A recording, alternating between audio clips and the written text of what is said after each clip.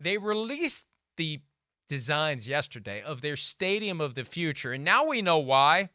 It reportedly, supposedly, according to the outgoing mayor, will require at least 2 years of the Jaguars not playing in the building. They're basically tearing the thing down and rebuilding it where it is.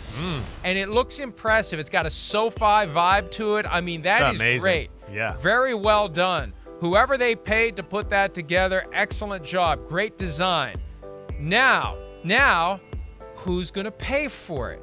And it's funny, I've been mentioning the Jaguars as a team that could potentially relocate to London because if anybody ever does, it's going to be them. Right. Because they play there every year as it is. But this ends that. Well, no, but it doesn't, Chris. It doesn't. Hey, look at It only Jacksonville. ends Say it hi to him. if It's your they friend. build it. Yeah. Hi, Jackson. Yeah. It only ends it if they build it. Right. If they build it, they will stay. If they build They it, have they to will come. build it. Right. I know, but I'm making a twist on it because if they don't build it, they will leave. This is part of a broader political effort by the Jaguars to lay the foundation to get free money to build this stadium. That's what it is. Because in the announcement yesterday, they also said, we're going to do events throughout the community over the next 2 weeks so people can ask questions about it. They're trying to build public support for this. So when it's time to go hat in hand to the local officials, they will get whatever they're looking for to pay for it. And they haven't said what they want, but chances are they want a lot. And if they don't get it, they don't have to say or else. They already play 1 game per year. This year, 2 games in or else city across the ocean. The alternative is out there. We already know. Yeah. With a lot of these teams, if the Bills didn't get their stadium, where are the Bills going to move to? I don't know. Well, we know where the Jaguars would move. They'd move to London. They're going to get what they want or they're going to go. And part of this is they never have to really say it. They don't, you don't have to be, beneath your dignity to basically make the mob threat. We can do this easy way, we can do this a hard way, or we'll just leave. But that's implicit in all of this. And that's part of the game they're playing. And putting these designs out there before they've had even one conversation about how to pay for it is aimed at pressuring the politicians to pay up or they're gone. And with all these folks, you want it to be a done deal. And that's the thing. These fans are like, just like you said, it's not going to happen now. There's the stadium. They're not leaving. Yeah. They're not leaving until somebody pays for it. And they need to get the public to pay for it. And they're trying to get the public to willingly open their wallets, to redirect the money they'd otherwise lose on gambling, right, to surrendering it to the local stadium draw. Yeah, it's a tough one. I mean, of course, you'd like to see billionaires pay for a lot of this, some of it, whatever, right? Jacksonville, I will say, the city of Jacksonville, I will say I do think something like this could be a positive for them. It's a city that doesn't have a lot going on, and people don't really – it's not a destination spot. The only reason I've been down there twice in the last, 7-8 years is just to see the Jaguars and do something like that. So I think it is a cool idea. It sounds like they want to build like an area, right? Almost like like New England has, where there's shops and restaurants and you can do all of that. So that is all cool, But yeah, what's that cost gonna be? And I did see something right yesterday that Shad Khan said he'd pay $1 billion. If I got my facts right here, it was going to be $2 billion to build the stadium and then another $1 billion or something else. And Shad Khan said he'd split one of the $2 billion builds with the city, which, I haven't heard of anybody doing quite that yet, really, as an owner. That was, I thought, pretty good, at least a good first step. But, yeah, Mike, I would think that your theory is probably real. Or you could just pay for it all yourself. You could pay for it all yourself and own it, right? There are owners out there who would say, you know what?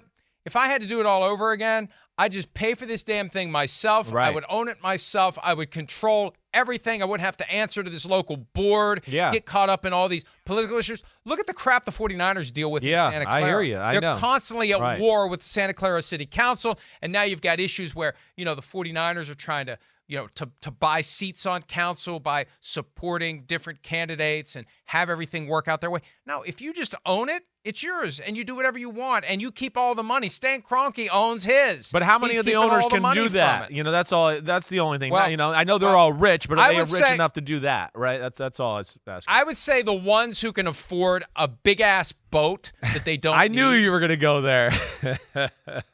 I would think they can afford to pay for their own stadium. And Shad Khan has a big-ass boat that he doesn't need. I'd love to understand the psychology of that. Like, I have so much money, and I can't take it with me, so what am I going to spend it on? Let's see. What can I do to make myself feel bigger than everybody else, bigger than the other billionaires?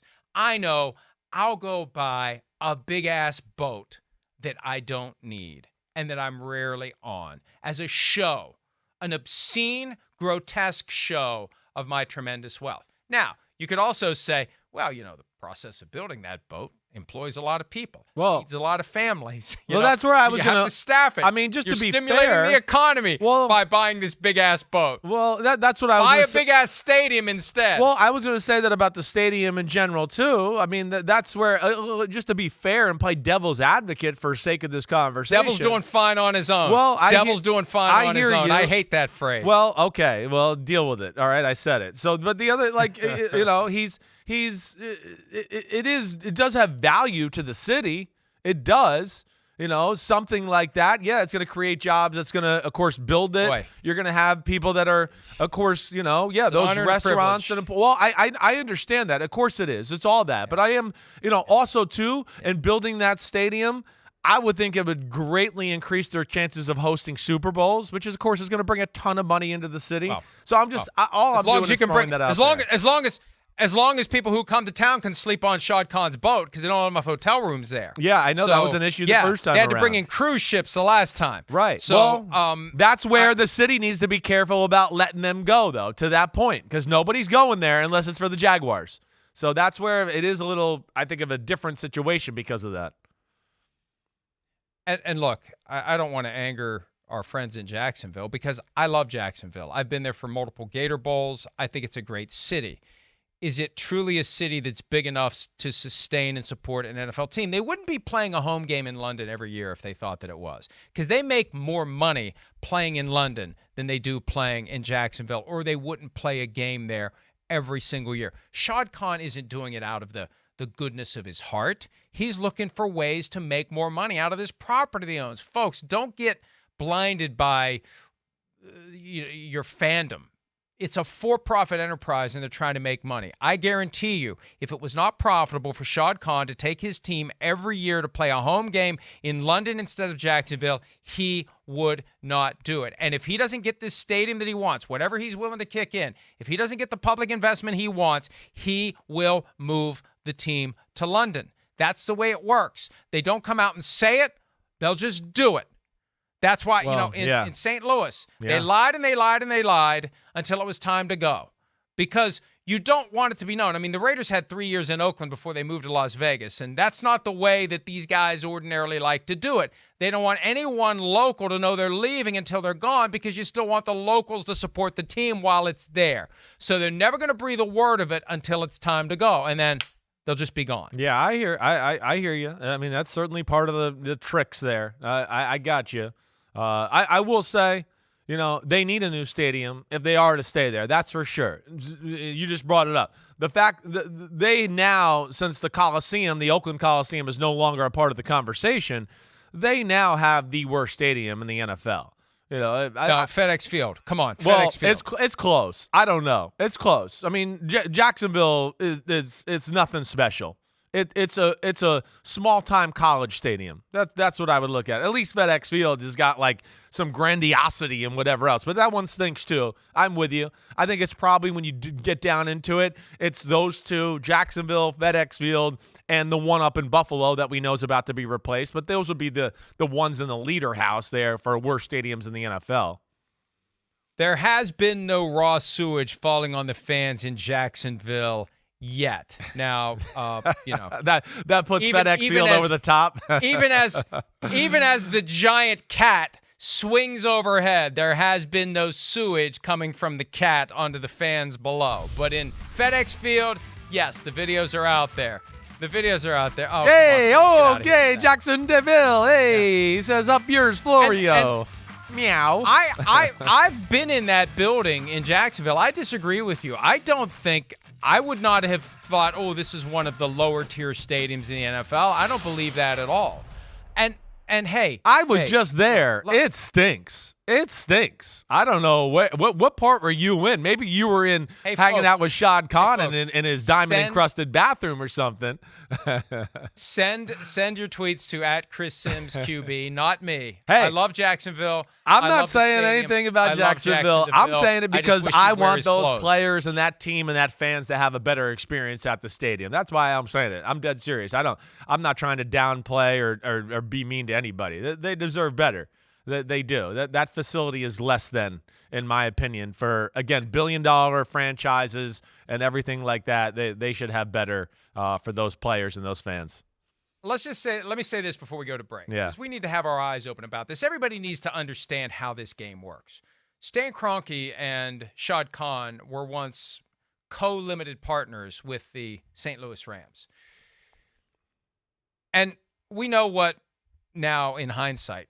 I mean, the fact that the NFL and the Rams had to pay $800 million to St. Louis is proof positive. They lied their asses off to the fans in St. Louis about anything and everything regarding their intention to stay or go. Stan Kroenke bought that property in Inglewood knowing damn well he was moving that team. They lied, and the league lied for them to the people of St. Louis, and that's why they had to write that giant check. They're not writing that giant check just because they felt like it. No doubt. My point is this.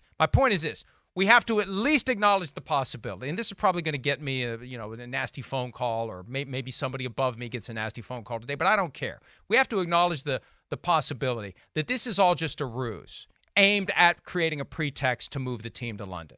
Hey, we tried to bring you this great stadium. We couldn't get the cooperation we wanted. Don't blame us. Blame your politicians. See you later. If you'd like to watch us play, we'll be at Wembley Stadium 8 or 9 times a year. Don't be surprised if this is all part of a broader scheme to lay the foundation to leave without blame and to blame the politicians for not stepping up and footing the bill for the stadium. Don't rule that out.